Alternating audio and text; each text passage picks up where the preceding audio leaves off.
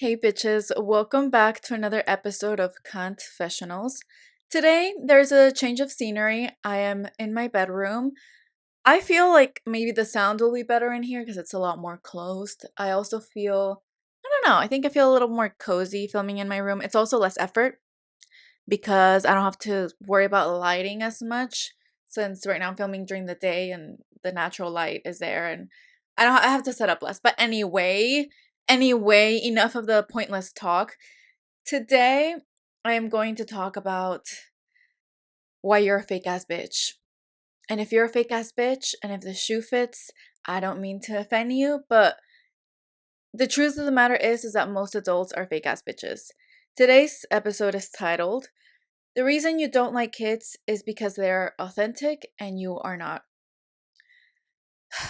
I've been doing, I got a job. I got a job. Let's start there. I got a job where I am working with children. And oh God, I mean, I love it. I really do love it. I love the fact that I get paid to play with kids and just have fun. But there's things that I've seen that I don't like, and it has nothing to do with the kids and everything to do with the adults that are taking care of them.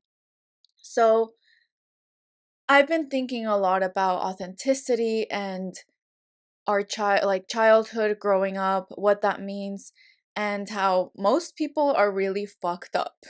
And I've talked about this in former episodes about my own childhood and other things, and that when you're a child, it's the most important stage in your life because that's where your brain is being programmed.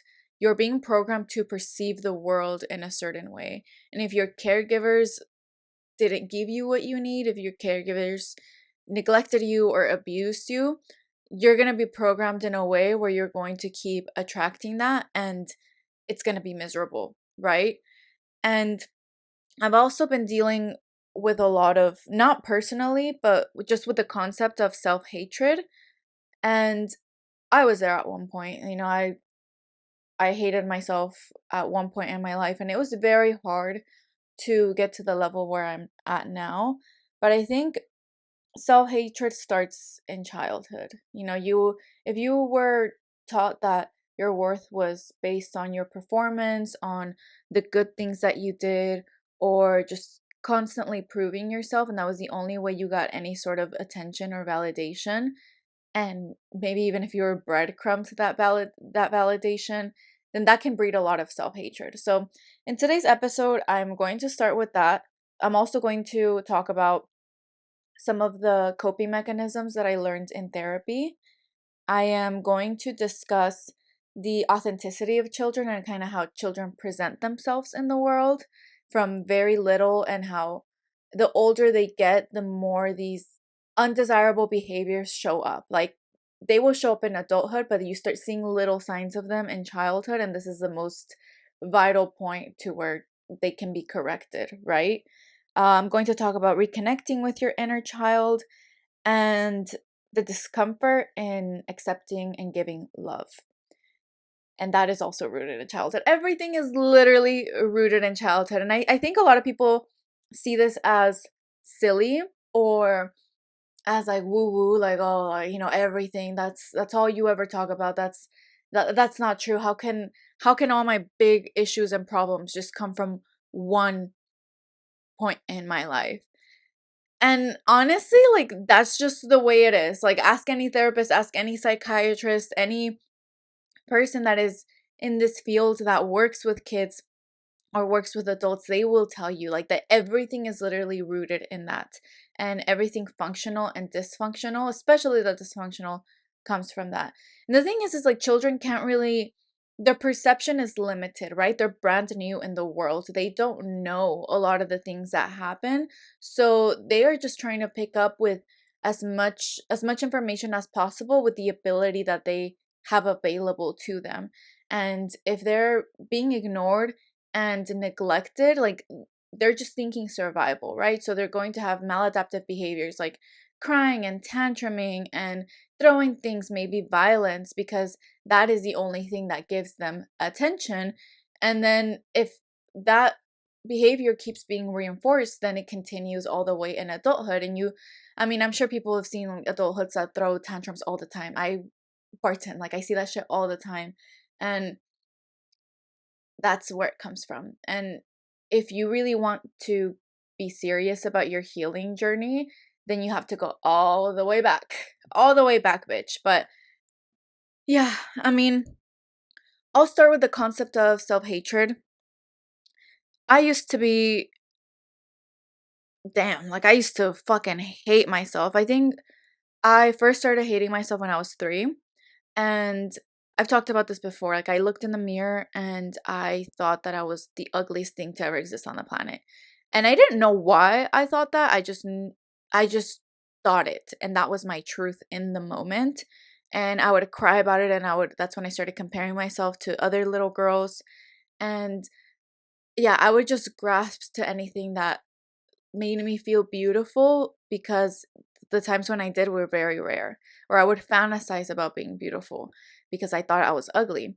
And now in adulthood, when I went back and saw that, I saw that my family was the female people in my family were very critical of themselves and of each other and of the woman on TV. So, me watching that constantly and me hearing comments about my appearance as well, even as a little kid, that just formed that, because the women that they would criticize were very beautiful and they themselves were like attractive women.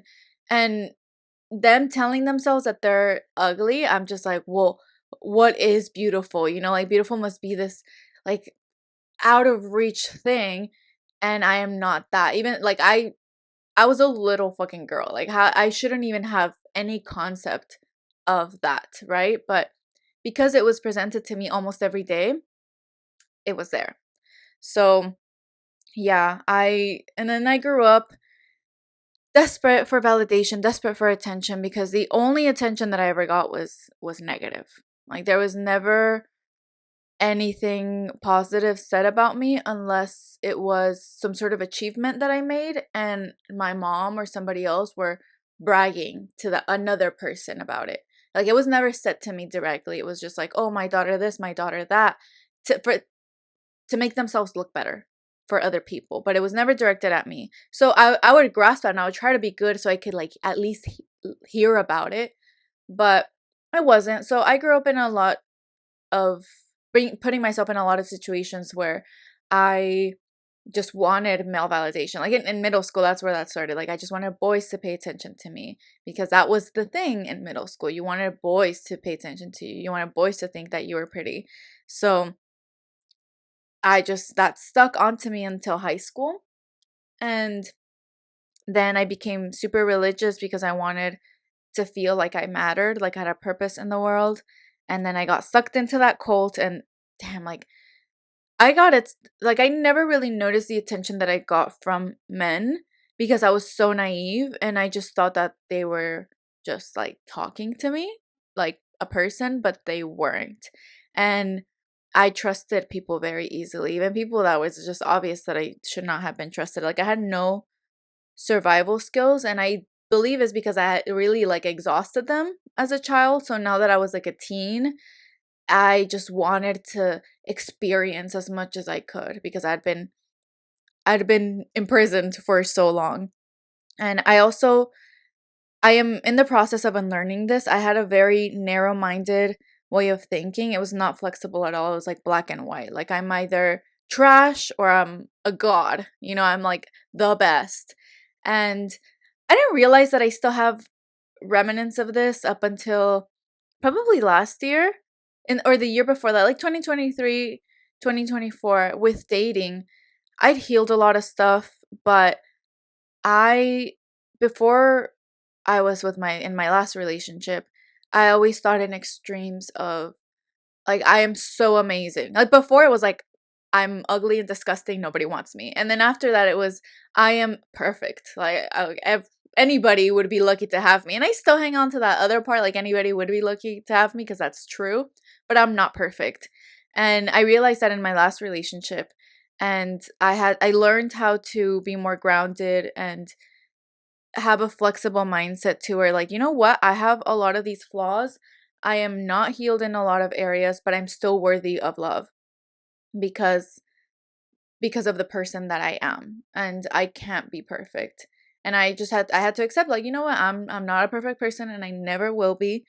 But before, it just came from these extremes of I'm trash and nobody likes me, so I attracted a lot of men that treated me like that. And then the other extreme was I'm perfect. I don't like I could do no fucking wrong. And that was interesting because that attracted better men for sure. That attracted better men, and it was easier for me to like dispose of the ones that were not going to treat me that way. But in my last relationship, I realized that that way of thinking has absolutely no accountability, and there's no room for growth because I couldn't think that in my last relationship. I couldn't think that I was perfect because it was so healthy that my flaws would come to the surface so quickly and they were in my face. So I was met with my own imperfection all the time. And I'm very grateful to have been in a relationship that gave me the opportunity to grow from that. And I was with somebody that had the patience to walk me through that. So that was very nice. But yeah, I mean, thinking you suck and that you're absolute trash will only make you attract people that treat you like so, or it will make you sabotage the people that want you to grow and that actually love you and appreciate you. And on the other hand, if you think that you're perfect and that you are God's gift to earth, which you are, but if you just think that you're absolute perfection and that you could do no wrong, there is no room for accountability and there is no room for growth. So I'm not saying you have to be in the middle, you just have to be objective with who you are as a person, your good traits, your bad traits, and love yourself through that process because it already takes a lot to take accountability for your rights and also your wrongs. So yeah, I mean, I think the first step towards dismantling self hatred is just not letting your emotions control you. That's for one, which is hard, which is hard. I think there's room to feel your emotions and to sit with them, but letting them control you just keeps you in this like black hole and loop of desperation and attention seeking and unhealthy primal actions. So, and that's really exhausting. That shit is fucking tiring as fuck. So, no thank you. And a flexible mindset also because you're not going to love yourself from one day to the next. Like it does not happen that easily, but you have to commit to the goal. And the goal is self-love. And it might seem like it's really far away, but you have to start somewhere. You have to start somewhere, and there has to be room for nuance and a lot of grace and flexibility. You can't think that you're absolute trash and not worthy of anything, or that you're a god or a goddess. Like you have to come to terms with your humanity and accept yourself as an imperfect human being who is trying their best. And hopefully, whoever is listening to this is actually trying their best. And I think like the more unhealthy you are, the harder it is. But I'm testament of that. But it's possible. I mean, if I could do it, I was diagnosed with all this fucking bullshit, and I honestly feel right now like I'm for the most part cured. Like I still have my issues, but I can recognize them and face them instead of just letting them completely control me. My therapist, I therapy has helped me a lot, and my therapist gave me this tip. Well, it was not really a tip. It was like something that we were doing during therapy, and we haven't done it in a while, but she told me to picture a spot that was peaceful and nice and like serene, somewhere where I was comfortable and it was beautiful. So, and accessible. So, I pictured my rooftop at my apartments because I have a really nice view of LA and it's just nice. When the weather's nice, it's nice to be up there. So, I pictured that, and she told me to picture the different versions of myself that have existed from like as young as I can remember to now. Or no, not to now, to like old, like future viejita. And that's, oh my God, this rooftop scene for me, this is where I think I undid a lot of my self-hatred, because a lot of the self-hatred just comes from past versions and when that trauma was first introduced. So she told me to go talk to the different versions. Like I talked to my 3-year-old self, and I had a lot of it was easy for me to love her because she just didn't know any better. She's just a little baby. So it was very easy for me to be nurturing and sweet and nice. And then she told me to go to my 13-year-old self. And honestly, I think my 13-year-old self is so cool. Like she had so much hope, and she was so courageous, and that's when I felt the most alive, was 13 and 14. I felt so alive in the healthiest ways. And it's crazy because I was going through a lot at the time. Like I had just moved from this abusive, ugly space in my life. So I had just coming out of that, and I was dealing with my abusive mom. But I, for some reason, like there was a lot of hope in me, and that was like there's a lot of motivation to get out, and to, even though I didn't fully realize like a lot of the things that were around me were bad, I just wanted to feel good and to feel better and to have a purpose and to do good things. So it was very easy for me to be kind to her. I was like, "Damn, you're a bad bitch, and you don't even realize how much of a bad bitch you are." Like I want a piece of her in me right now. Like she's just amazing. But then I went to my um my 17 to 19-year-old self, and oh God, that's when I was religious. And I honestly wanted to slap her. I didn't like her.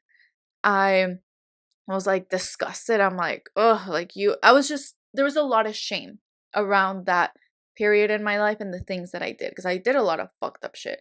So, I there's a lot of shame, a lot of guilt, and I had to keep kind of visiting her because she was the hardest one to deal with. And eventually, like that, because I hated a version of myself that existed before, I hated myself. Like there was a part of me that still didn't love herself completely. And I think when you're stuck in a traumatic loop in your head and you're letting your emotions control you instead of feeling them out, and you're just going toxic thing after toxic thing, there's no awareness of the past versions and the future versions of yourself. Like you're living in the moment in the worst way. You are just letting things take you. So if you do hate parts of yourself, which most likely you do or you have, you don't address them. So the hatred stays there. You have to go to these past versions and let go, or realize that it wasn't their fault. So as I visited this crazy religious girl that was just, did a lot of bad things and thought she was doing something good, as I visited her, every time it got a little bit easier.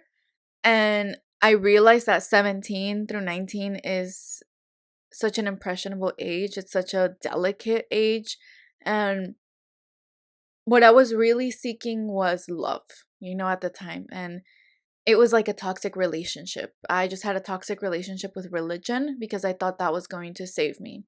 And in that moment in life, I felt saved by it because I got validation. I got attention from the church. I got praise.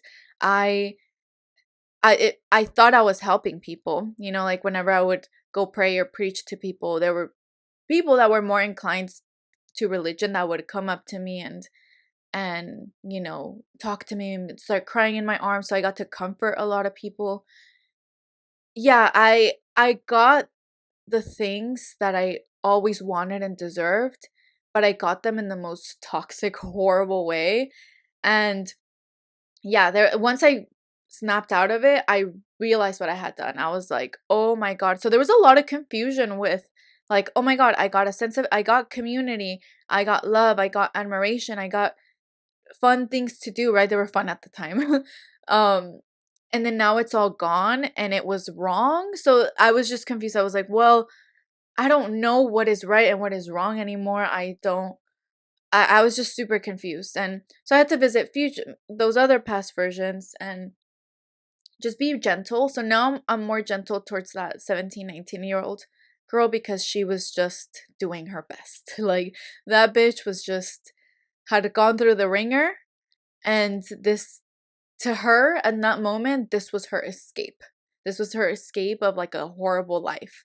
And unfortunately, that escape turned out to be, it's so crazy because I've heard other people say this, that they've gone through like sexual abuse and childhood abuse, and there's the religion is the worst part. Like whenever they go through some sort of religious trauma, like that is worse than all the other stuff. And it's crazy because the religious trauma led me to other trauma, but nothing was worse than that.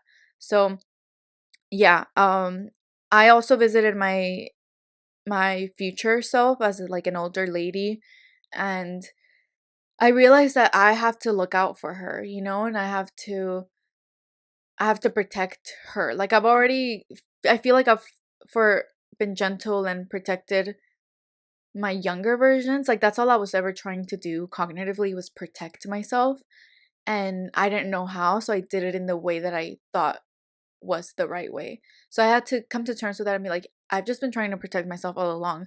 So now that I have the tools, like the good tools to actually protect myself, then I'm going to continue to do that and continue in that path. And yeah, I'm ultimately looking out for the older versions of myself. Like, I want them to be okay, to be secure, and I am able to love them as well because I love myself now. And I have poured love into the past versions and, in a way, kind of let them go. It's like I'm not going to let that trauma control me. I'm just going to focus on like the love that I needed and that I deserved and give it to myself now. The authenticity of children is just something that is kind of mesmerizing to witness and to observe. I think of myself when I was a kid and I just spoke my thoughts and I felt what I felt and expressed what I could express. And because I grew up in an abusive household, like there was a lot of repressed emotion that later turned into anxiety, but for the most part that authenticity fights and fights and fights until it can't anymore. And the goal for any human being is to stay with that authenticity and to continue being a child forever. Right? And we hear people talk about this all the fucking time, like, oh, I'm just a child, like I'm this. And it sounds cheesy, but it's true. Like you have to maintain that authenticity.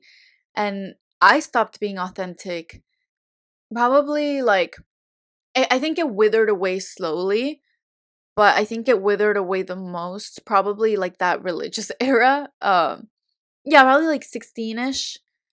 Probably a little bit before that. It just started withering away because I let the world and the bad things just completely take over me. And it was bound to happen because I was already suppressing a lot when I was like 3 and 4. My first, this is heavy and this is a lot, trigger warning. My first suicidal thought was at 8 years old. Like that is already a suppression of your authenticity, because as a child I was being taught that expressing certain emotions was bad, was wrong, that I needed to be perfect, to be good, that I need, and like the little praise that I got was from when something bad was happening and I didn't complain. So, or when I didn't want to do something and I did it anyway. So that it's crazy how adults think that that's okay, and then in adulthood, like their children experience all these horrible things, and then they're surprised. It's really a shame to see a child being a child and then have an adult shut that down. Like, oh, you're being too loud. Oh, you're being too hyper. Oh, you're this. Oh, you're that. And that irks me. Or just like disciplining them, or when I see a child that is stressed and has anxiety, I'm like, why, bro? It's not the kid. It's certainly not the kid. There is somebody in their life pressuring them, making them feel unsafe, and a little boy and a little girl shouldn't be consumed with anxiety. Like that's just not normal. So it really saddens me because then kids grow up to think that they are always doing something wrong, that there's something wrong with them. They grow up not loving themselves because they're not receiving the proper love as kids.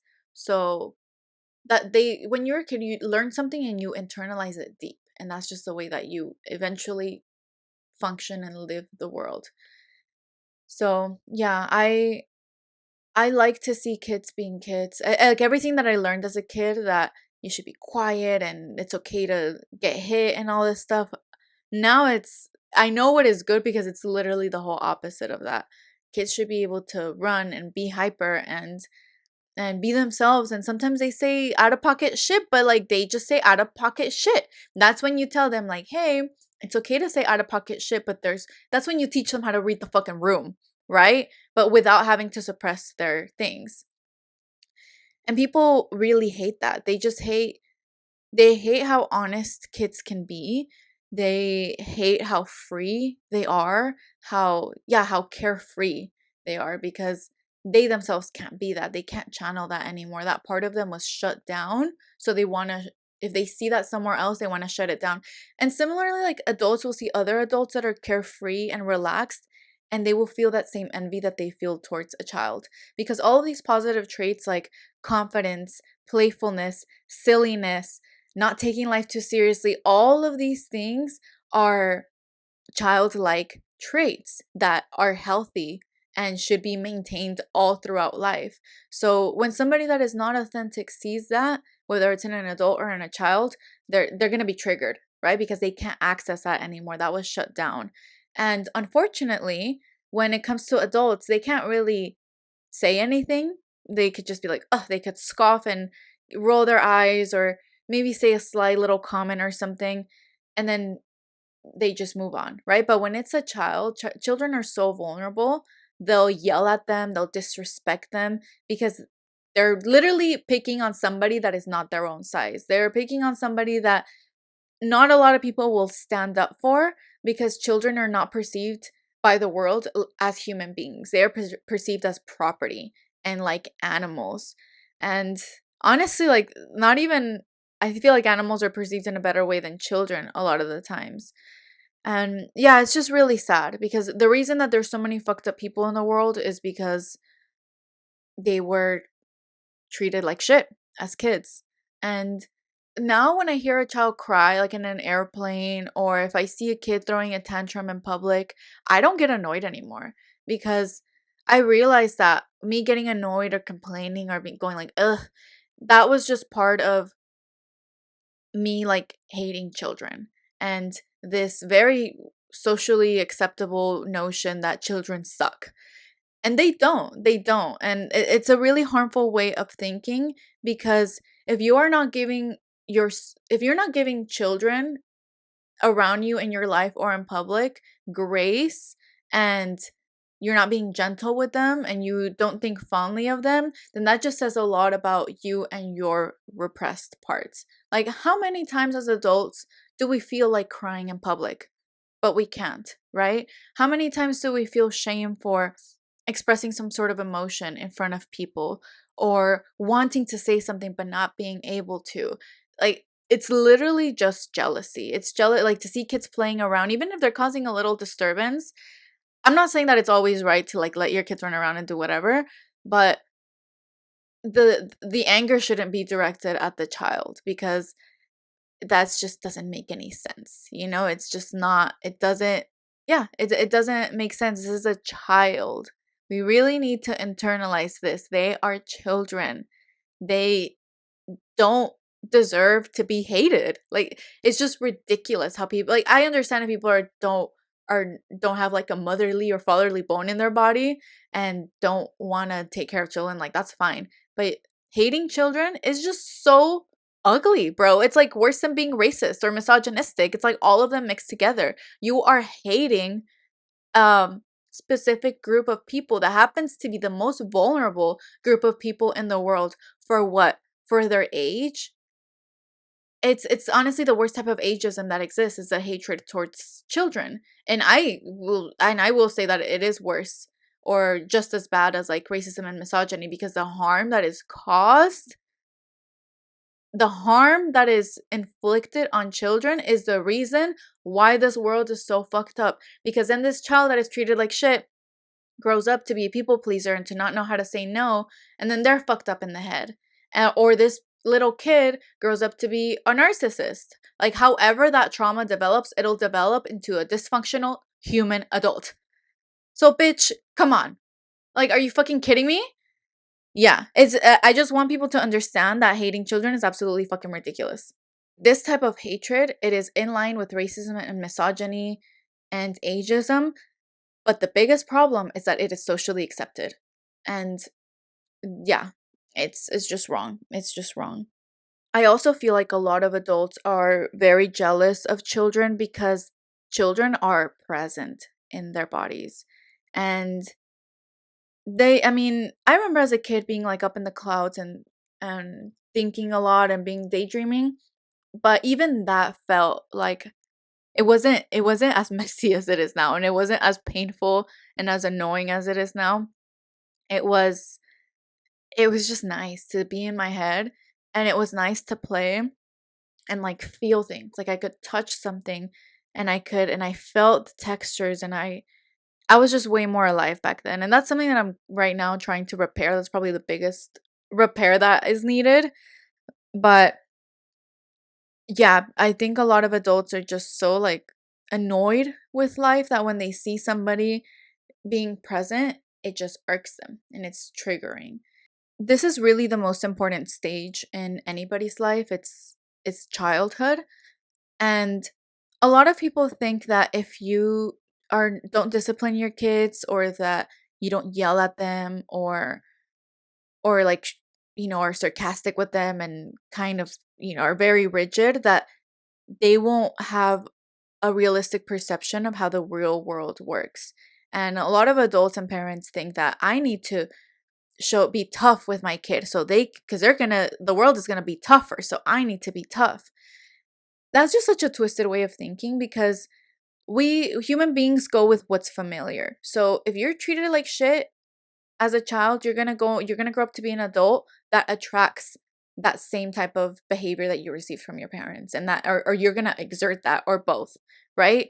And I think the best way to preserve that presence and that childlike spirit and the silliness and all that good stuff is by being extra good and respectful to your kids and treating them like a human being. And a lot of people think that like soft parenting or gentle parenting, whatever the fuck it's called, that's gonna make their kids naive and stupid. But it actually does the opposite, because again, we go with what's familiar. So if at home, if in your inner world you are treated with respect, your opinion matters, your boundaries are respected, and you are able to effectively communicate your emotions, and people are able to communicate with you, when you go into the outer world, you're going to look for that, right? Whatever is your inner world, once you grow up, you're going to go out there and you're going to look for that. And if that doesn't resemble that, then you're going to discard it. So if you grew up in an unhealthy household where your boundaries weren't respected, where your no's didn't matter, where you were taught to suppress your emotions and perform, you're going to go look for that out there. And if something healthy comes along, you're going to be like, whoa, what the fuck is that? And you're going to push it out. But if you grow up in a household where you are respected and treated like a human being, and you go out into the world and somebody tries to fuck with you, you're going to be like, excuse me? It's just, it's really that simple. And it's so twisted how just parents think that by being mean to your kids, you're gonna save them from other people being mean to them, like in the outer world. Like, no, like you're just teaching them that kind of behavior is acceptable. So it's acceptable for everybody but them, which is absolutely ridiculous. But yeah, it is definitely the most important stage in life, because that is when you're programmed to be a functional or dysfunctional human being. And it is important to reconnect with the healthy parts of being a kid, because as a kid, you grow up and you have to be taught manners and like, how to function in the world, like a good adaptive behaviors. Like, not everything is perfect, but the core of it all, like the honesty, the playfulness, the presence, those are very innate things of a human being and of a child that are often lost because of trauma. So it's important to reconnect with that part by being present. And I was listening to this podcast. What was it called? Let me see. Hold on. Let me check. Let me check. I gotta give it a shout out. This podcast this podcast is titled Rewire Your Brain with a Trauma Expert. I Heal Thyself. The podcast is called Heal Thyself. And I think the doctor is like Dr. Catherine something. Yeah, but the podcast is Heal Thyself. And the title of the podcast is Rewire Your Brain with Dr. Kathleen King. All right, Doctor, Rewire Your Brain with the Trauma Expert, Heal Thyself with Dr. Kathleen King. That is a podcast. So I was listening to that, and um, the doctor, that was a guest, she was talking about VU breathing, and that this, I forgot what it activates in your brain, like the something in your brain, the valve something. I fucking forgot, but whatever. So this type of breathing helps you be more present in your body, and it's called the VU breath. So you take a very short inhale, and then when you exhale, you go VU, VU, and you try to make it longer. Ooh, like that already feel. Oh, it literally gives you like a little high. It's just crazy. It's just crazy. Yeah, I don't know. It gives you a little high, and there's something in that she said that with the vibration that you give your face, it activates something in the brain that helps you be more present. So, breath work is a whole other thing that I definitely need to get into, but that's a quick one that is helpful for reconnecting. And the main thing that helps me reconnect with that child self, and this is just like from the day to day, is remembering. Like remembering what it's like to be a child, like your thoughts, what you felt, the thing, yeah, just like the things you thought. Like one thing that stands out to me is when I was in kindergarten, I would like during playtime, I would direct the games. So like whatever I watched in a novela, like I would direct everybody and I would give everybody their parts and I would tell them to like I would give them their lines. And in my head it was just like I felt so alive. I look back at that time and l- I look at it fondly. I remember it fondly and I really internalized what was going on in my head in those moments. Like what was going in my head was just what I was doing, like how I want, like the vision that I had, and how I wanted the kids to act, and how I wanted the novela to play out. So, yeah, just remembering that, or when I would hear conversations that adults were having, sometimes I would just space the fuck out because I didn't care, and even like in uncomfortable moments, like trigger warning again, but when I was like 4 and 5, I would stay with my dad's business a lot, and there was a lot of like those disgusting perverted men. Like this is gonna sound racist, but those like albañil type of like Mexican disgusting perverts. There's a lot of those around, and if you're Mexican, you're gonna know what the fuck I'm talking about.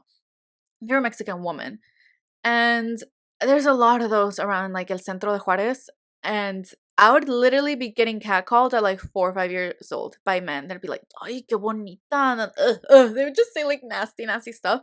So I remember like the discomfort and the thought in my head. Like I would just be like, huh?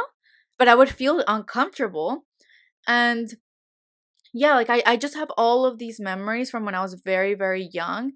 And I see them, they're my memories. And it's the same brain. I just thought that. Like it's the same thing as a thought that I would have had yesterday or that I'm going to have tomorrow. It's all part of me. And I remember what it felt like. And that is how I am going to function in the world, is as that beautiful, innocent, outgoing, energetic child. And in my work, I play with kids and I kind of like teach them social skills and stuff like that. I'm basically like a type of a therapist. And I realized like during my first days that it was so easy for me to like play games with them and to like play board games and play with toys. Like it's just so fucking easy. It's fun. And the thing is like with adults, like we still have our kid things. Like we never truly stop being kids. It's just part of our humanity. We just play differently. Like we have Dave and Buster's, right? We just add alcohol to the mix or whatever, and then we go dancing, and it's all the like kids have dance parties. It's all the same fucking shit, bro. And the only reason why kids get treated like shit is because they're smaller and because they're vulnerable and because they don't know any better. So think about how fucking twisted that is. And yeah, like I don't know, it's the worst type of discrimination in my opinion, because then you're met with the intersectionality of it all. You have a little like brown kid, or you have a little girl, like little black girl, like they're gonna deal with racism, with misogyny, and with the like with ageism for being a child. So like that is a type of discrimination that need like it just needs more focus, it needs more attention. And we need to connect with that part of ourselves in order to help them and to advocate for children. But also, I mean, at the end of the day, bitch, all that we ever needed as kids was love. That it sounds so fucking cheesy, but that is the reality. And a lot of people attempt to be cynical or put themselves off to love because it's just a way to protect themselves. Like loving hasn't worked out. Unfortunately, there's a lot of bad people. There's a lot of unhealed people out there. And when you get hurt by loving, it is only natural for your body to want to shut down and not receive it. But objectively and realistically, it is love is what human beings need to thrive, because when it is given correctly and abundantly, human beings flourish and you get to be the best version of yourself. And you know, it's high risk, high reward type of situation. But I think that's also why it's important to love yourself, because then you develop the coping mechanisms for when you are not loved properly or not loved completely. And you still have that. And also besides that, also having a community that you can lean on. So it's really all about love. It really is. And we become fearful of it because of past pain, but deep down it's what we all crave and it's what we all need. And just because it wasn't given correctly during those formative years doesn't mean that it could never be given correctly. I think now as an adult, we have the power and we have the authority to make decisions and to make intentional decisions, to stay grounded and to decide to do what is best for us. I know for myself, it's I didn't want to be in fight or flight anymore. I didn't want to be controlled by my emotions, but I want to be emotional. So at first I'm like, how can I do that? I don't know how to do that. But once you commit to that goal of being a functional, like healthy human being, the answers will come, right? And it takes time because you've already made that decision, and making a decision is the most important thing you can do. So once I decided that, I'm like, okay, I'm letting these emotions control me, and they're just these random, very intrinsic to me primal emotions that are a reflection of my upbringing. But how can I come back down to earth and choose what serves me? Negative emotions are going to come. Like, that's just life, right? There's going to be disappointments, there's going to be pain and loss and blah, blah, blah, and all these things. But I need to have a solid foundation that for when they come, I can let the negative emotions flow without letting them possess me and control me like a fucking demon. You know, like that's just not good for me. So you need to give the negative emotions the space for them to exist and to be purged, because negative emotions do not belong in your body. They really don't. They really don't. They deserve respect and dignity and their space.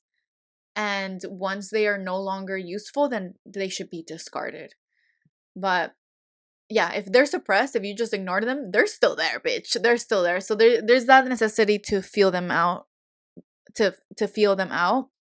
But now I can speak for myself. I am committed to my growth, and I say that all the time, but it's true. And even in cases of major loss and pain, that I just have no choice, dude. Like, I have no choice but to get better. That has been my only choice in life. And I am very grateful that now, because I've only been trying to protect myself and be good to myself, I am now to the point where I can do so with like less mistakes, because I already made all those mistakes in the past. So now I can heal, and I can heal better, and I can heal faster. Now I think I'm giving myself what I need. So, in moments of loss and pain, I do a lot of self-care, like what I'm able to, right? Whether that's rotting or an exercise class or hanging out with friends. I do what I kind of know is the best thing to do, but like I said, I let myself rot sometimes. You just got to honor what is present in the moment, whether it's good or whether it's bad. I've also learned to appreciate my good.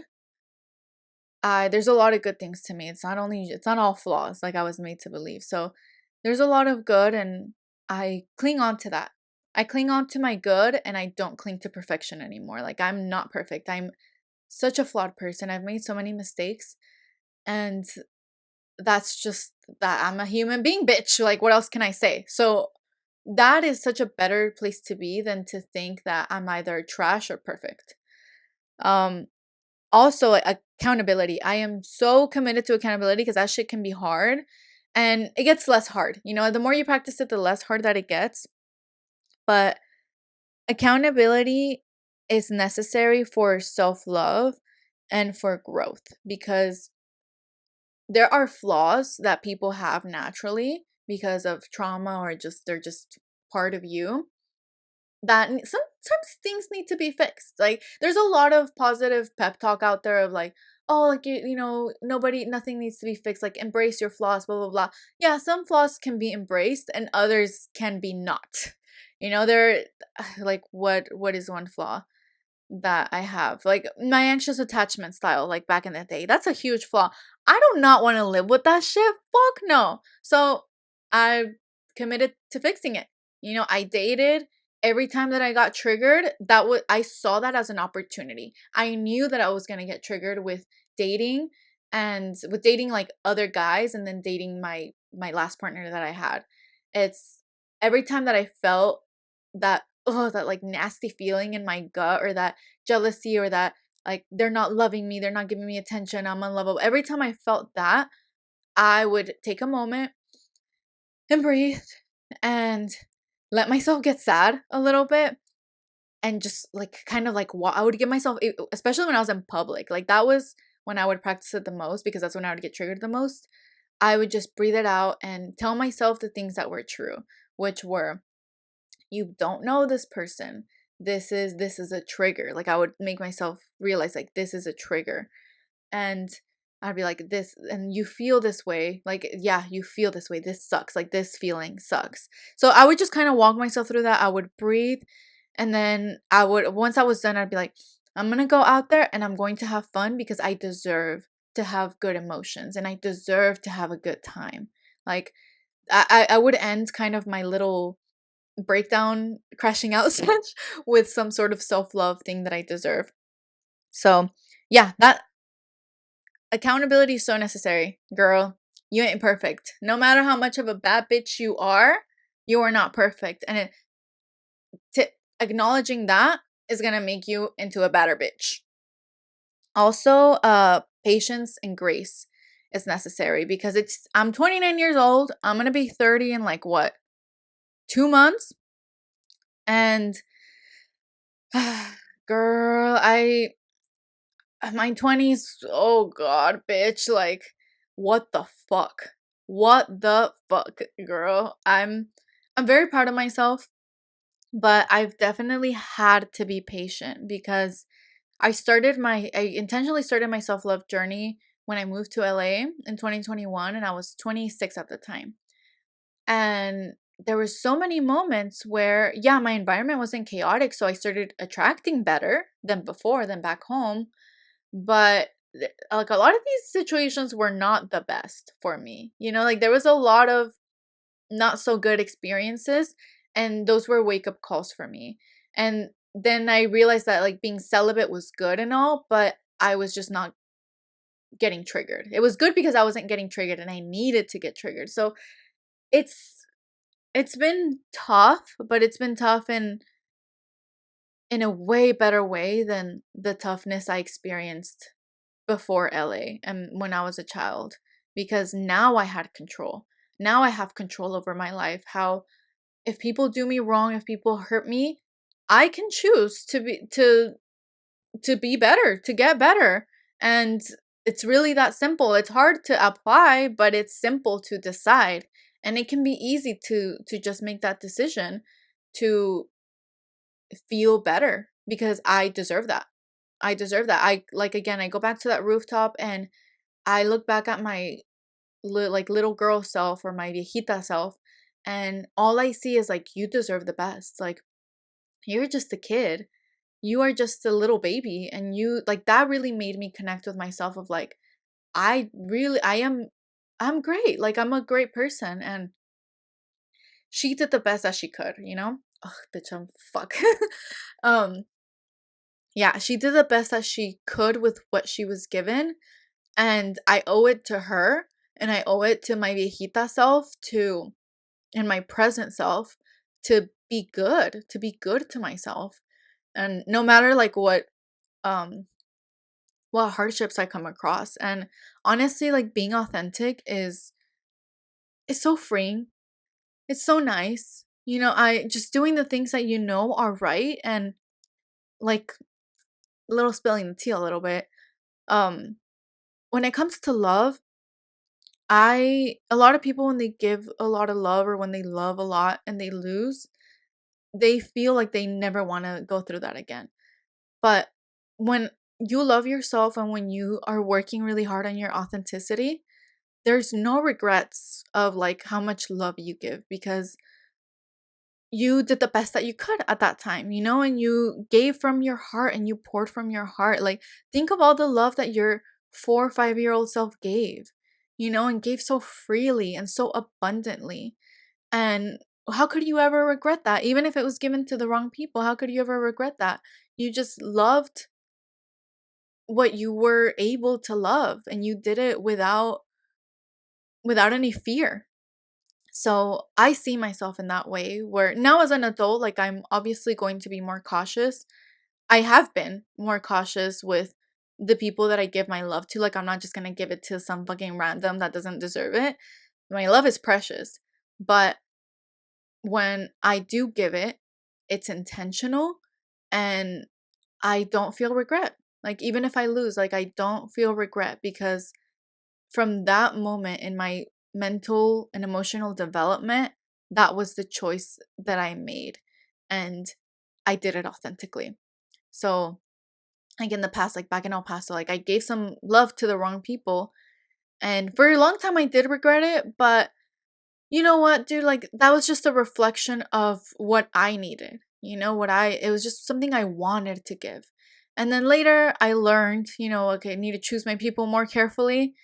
And then I met my past partner, and then because I chose a good person, even if it didn't work out, because I chose an amazing person, I definitely do not regret that at all, even if it hurts, even if I lost. And it would be such a shame for me to give up on love and to suppress that part of myself that is just so needed as a human being and so primal and so innate to us.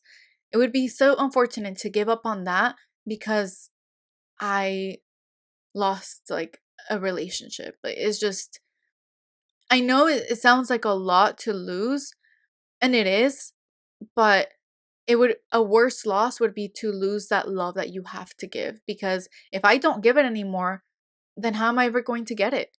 You know, it's just like it just doesn't make sense and you have to give in order to receive. So, and it feels so good, bitch. Like it feels good to love. The fuck? So I'm gonna keep doing it. And I trust myself and I love myself that even when I lose and if I lose, I can recover. I am that strong and I've already recovered from so much shit that I'm like, I can recover from this. Even if it's harder or different than other experiences, it's doable because I've done the work to get to know myself, and it's been long and it's been tough, and I've made mistakes, but bitch, I've done it. Like, I'm here.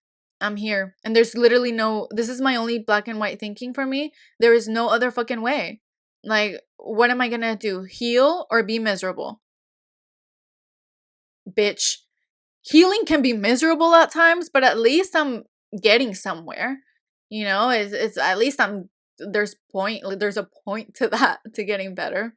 So that to me is an easy choice, and I think the best way to connect with your identity and with who you are is connecting with that inner child. And also, like, making a choice, like deciding who you are. I always felt, because I don't know, I've always been very connected to my childhood self. I felt a strong sense of identity even throughout, like, my changes of personalities and identities. I always felt like I was a strong person. So because I always felt like I was a strong person, I was able to overcome a lot of things and protect myself even when I didn't love myself. But I know that there's a lot of people out there that don't know who they are and feel very lost in that way. And for for that situation, for I feel like you just have to make that decision. Like, I made a decision. I made it kind of unconsciously, of like, I am strong and I persevere and all this stuff. Like, I just, for some reason, that's just the way that it popped in my head. But it was still a choice. So you have to really choose who you are. Like, what do you believe in? What are your values? What kind of person do you want to become? Do you want to be healed? Do you want to be unhealed? Do you want to have fulfilling relationships, or do you not? And then I'm not saying that you're going to be sure of everything, but when you are sure of, like, I want to be healthy and I want to be a good person, then all the other things align, right? And your natural personality traits will kind of seep through in that process. But yeah, as adults, we have the responsibility to heal, to be better, and to thrive, especially with all the privileges that we are given. Like, living in a first world country is a huge fucking, even though it's a disaster, it is still a privilege. It is still a fucking privilege. Being able-bodied is a privilege. Being male, if you're male, is a privilege. So check that.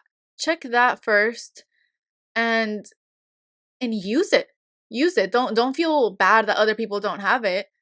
Like, use it. Use it for yourself, and you, in turn, you're going to love the people that don't have those privileges, and you're going to make other people's lives better. And you're going to do so from a place of being being fulfilled in your life and in yourself, instead of a people pleasy performance type of way. It's actually going to be genuine. So, like, think about when kids share, or when they learn positive values and they do them because they realize, they're like, oh, like, this is good. And then you can see in their little faces that it's genuine, that they learn something, or that it is in them, and they act on it and they feel good about it, because that's a good thing in and of itself. It's not about performance. So yeah, just go back and connect with all the versions of yourself, past, present, and future, and be gentle. Be Treat yourself with a lot of grace and respect. Even when it feels inauthentic to do so. I feel like a lot of the times we assign ourselves an identity that doesn't serve us and that is negative. So when something good comes along, it feels inauthentic. But I mean, when you are committed to growth and to happiness and to self love, like, these are very objective, productive, healthy concepts that everybody should adapt. And when your identity that you've assigned yourself doesn't align with that, then that's something that needs to be checked, because you may be authentic to what you assigned yourself to be, but you're not actually being authentic with who you are, who you were born as, to your childhood self, like those very basic beautiful traits about yourself. You are not being authentic to that person. And that is truly what matters. You really, like, what matters is that you do your best to be the best you can to yourself. And in turn, you're going to be good to others. I hope that made sense. But yeah, that concludes today's episode. It was a long one. I just have a lot to say on this. I feel like I still have more to say, but yeah, I think the thing that I want to leave everyone with is that the most objectively important thing to commit to is your happiness and your growth. And as an adult, you have autonomy and agency. I mean, as children, we should be given autonomy and agency, but as an adult, you possess it because you're no longer vulnerable, and that autonomy and agency must be used to commit to your growth and to be a happy and fulfilled and beautiful human being. Like that's the only thing that makes sense. There's nothing else that makes sense. And the path to that is very nuanced and it may be challenging, but it is simple to make the decision. And the road may be bumpy, but it's a hell of a lot better than living in misery and self-hatred. Hell of a lot better than that. And one thing that sticks with me every day, even in hard moments, is that I decide who I am and how to live my life. I make that decision. It's only up to me and nobody else. I decide what I believe in, what my priorities are, what I commit to, and how to conduct myself in this life. And I choose happiness, I choose joy, I choose health, mental health, physical health. I choose all of those objectively like good things. I choose love, like the things that serve me. And once you choose that, I think in life everything just unfolds a whole lot easier. But yes, again, that concludes today's episode. Thank you guys so much for listening. I really appreciate the people that listen. And if y'all have any feedback, if y'all have any comments, please let me know. I would love to talk about this more in depth or about other things. Yeah, thank you. Oh, and I'm only doing an episode once a month because now I have a job, that kind of therapist job, and then I have my bartending job still because I realize that like when you have a degree or multiple degrees, a lot of these jobs don't really pay that much. So I still have to bartend, but yeah, I've been very busy. I have other things I want to do. So, and if I enjoy this podcast more when I have more time, when I'm not pressured. So I'm only doing it once a month. But yeah, if you guys have any suggestions, any tips, any just want to have conversation about the topics, DM me. I am more than willing to have that and to share. That's what this is for. It's to for community and for fun. But yeah, thank you guys so much for listening and I'll see you on the next one. Bye.